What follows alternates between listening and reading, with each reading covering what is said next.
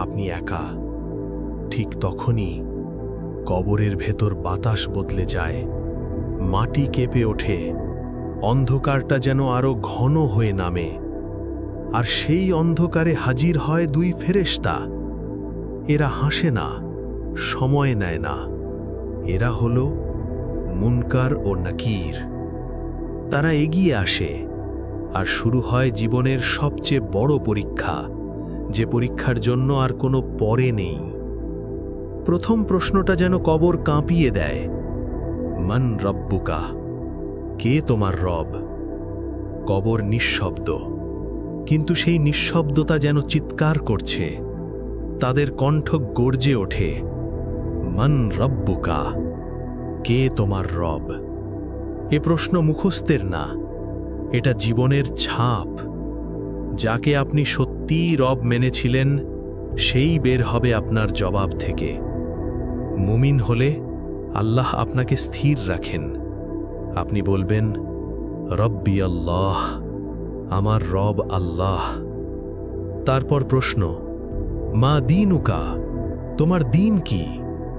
দীন ইয়াল ইসলাম, আমার দিন ইসলাম। তারপর, মান নবিয়ুকা, তোমার নবী কে? আপনি বলবেন, মুহাম্মদ সাল্লাল্লাহু আলাইহি ওয়াসাল্লাম।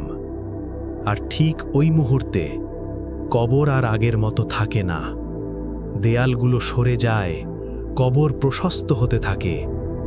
একটা জানালা খুলে যায়, সেখান থেকে আসে জান্নাতের সুগন্ধ, শান্তির বাতাস।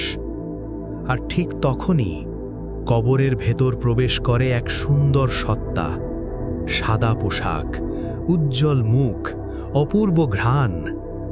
আপনি কাঁপা গলায় জিজ্ঞেস করবেন, আপনি কে? সে হাসবে, বলবে, আমি তোমার নেক আমল, তোমার নামাজ, তোমার রোজা, তোমার আল্লাহর জন্যে ফেলা কান্না। আমি কিয়ামত পর্যন্ত তোমার সাথে থাকব। এখন আপনি একা নন, কবর বদলে যায় বারজাখের এক বাগানে। আর যে উত্তর দিতে পারে না, চিত্রটা ভয়ঙ্কর। সে শুরু করবে, হায় হায়, আমি জানি না, আমি জানি না।